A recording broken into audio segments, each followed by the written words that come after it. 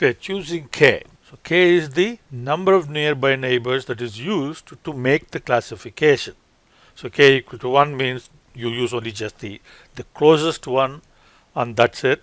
Or K equal to 5 means you take 5 nearest records. So typically you need to choose a K value that gives you the lowest error rate for the validation data. So we looked at performance measures. We can compute um, root mean square error y minus y hat. So that could be one.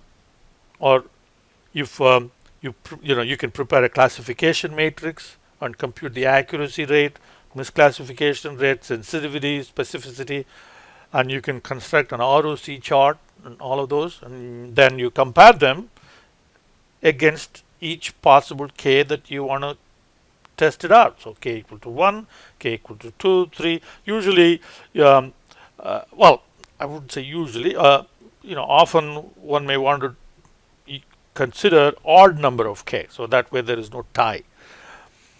And then that's how you will make a choice of k.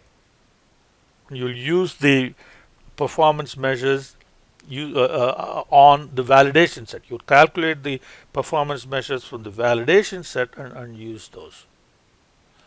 Okay, low versus high k. So low values of k captures local structure of the data, and when you do that, then you may end up capturing um, the noise more than the signal. So that means it will not generalize well to the validation set. So you may be capturing the structure that is unique to your particular training data and doesn't generalize well to the validation data. Whereas if you have high values of k, then the some of the model signals may get averaged out. So you may end up not capturing some actual signal. So high values of k will give you more smoothing, less noise, but you may miss local structure. And low values of k, you capture the local structure, but then in that process you may end up actually fitting the noise rather than the signal. So there is advantage. It's a trade-off between low value of k and high value of k. So you need to really rely on some objective methods of comparison. So that would be like performance measures we talked about.